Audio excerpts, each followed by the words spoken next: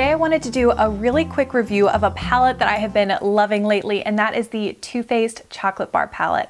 And I bought this back in December when Sephora was doing the Beauty Insider appreciation cards where you got $15 or $20 off your purchase. And it was $49 at Sephora, and you can buy it also at Macy's, Too Faced, and I believe Ulta is carrying it now. So inside the palette you get 16 shadows with some varying finishes, and Too Faced is calling them antioxidant enriched because they are made with a cocoa powder. And when you do open up the palette, you get a strong whiff of a very sweet chocolatey scent. And then as I'm applying the powders, you still are getting that scent, but it doesn't linger throughout the day. I never smell chocolate as I'm going throughout my workday or anything like that. It's just when you initially open up the palette and when you're dipping your brush, you will get a chocolate scent. So Too Faced is known for going over the top with packaging, and they definitely didn't hold back with this palette. Even the outside box looks like something from Willy Wonka, which is super cute. The palette itself, of course, is shaped like a giant chocolate bar, and it is a tin packaging, and then it just has a little magnetic closure. Also in the box you get this little card which has some ideas from Too Faced, different ways to use the shadows to create some different looks. My only issue with the packaging, and I feel a little bit like a broken record because I say this all the time, but instead of printing the shadow names on the palette, it comes on this little clear paper. So if you want to remember the names, you're going to have to make sure not to lose that. And I think it's a shame because they did such a great job naming the shadows. All the names kind of fit into the chocolate bar candy shop theme, which I think is really cute. So what I'm going to do now is jump right into swatches of all the different shadows, and then at the end I'm going to tell you some of the reasons why I like this palette. Here's the top row of the palette, and the first shadow is called Gilded Ganache, and this is kind of an interesting color. It's almost like a mossy green dark brown with some shimmer to it.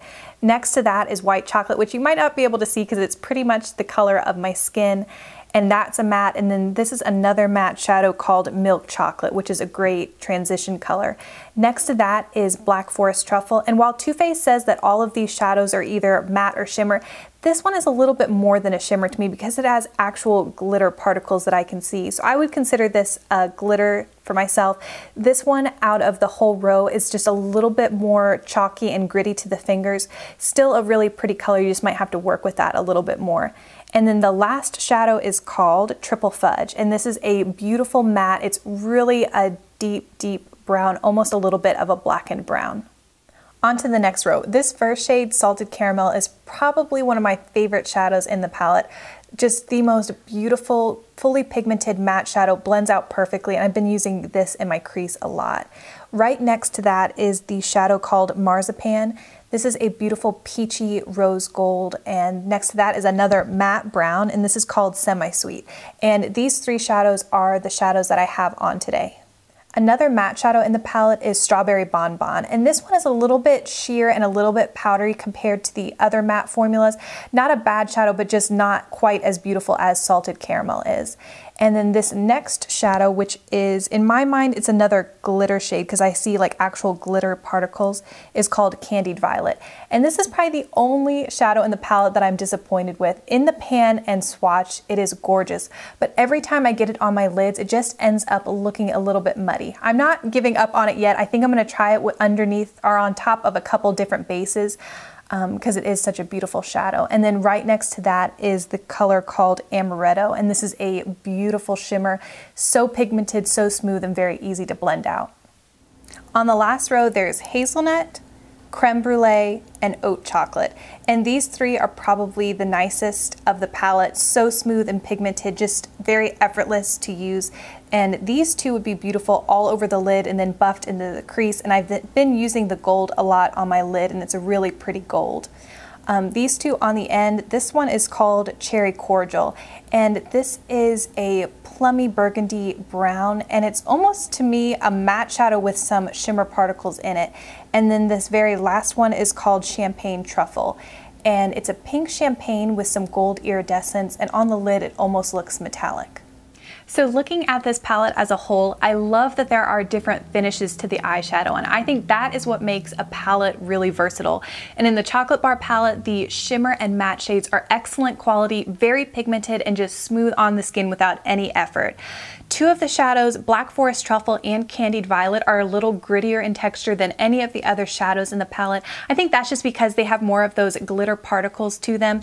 They are beautiful colors and workable. You just might have to spend a little bit more time on them. And those are the only two shadows that gave me any issues with fallout. Another thing I like is I rely a lot on a matte eye, a completely matte eye, when I'm just running off to work and I don't want to think about my makeup. And you can create a neutral matte eye with the Chocolate Bar palette. I love the creamy white shade called White Chocolate. And I also, for your crease, you could either use salted caramel or milk chocolate. And then the palette also comes with a little bit of a deeper brown called Semi-Sweet, and that is great for deepening up that outside corner. So that is another thing I like it. The palette as a whole reads very warm to me. And if you break up the palette in half, this side over here is very warm, but if you did want to create a cool look, this side over here has some pinks and plums. So I think you could create a really pretty cool look as well. Now looking at the individual shadows, I personally have hooded eyes, so I like to make the most of the visible lid space that I do have, and to do that I use really light colored shimmer shadows. And in this palette you get Champagne Truffle, which looks very pink in the pan, but when you spread it across your lid there is some gold to it, so I think it pairs nicely with the other colors in the palette. Today I'm using the shade Marzipan, which is a gorgeous peachy rose gold that's really pretty. I also love when palettes come with a deep dark matte color that can also be used as a liner if you don't want to pull out a pencil or an extra liquid liner.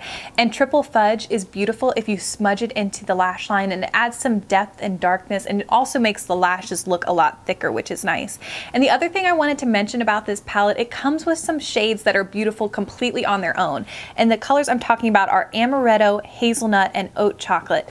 And these are colors that you can put all over the lid and then take a fluffy brush and just buff it up into the crease and just be completely done with your look.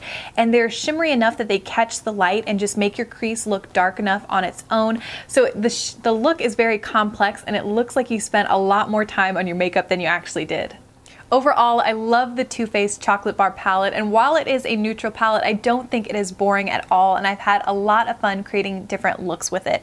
So if there is anything I missed, or if you just have additional questions, please feel free to leave those down below and I will do my best to answer them. As always, thank you so much for watching, and I will see you in my next video.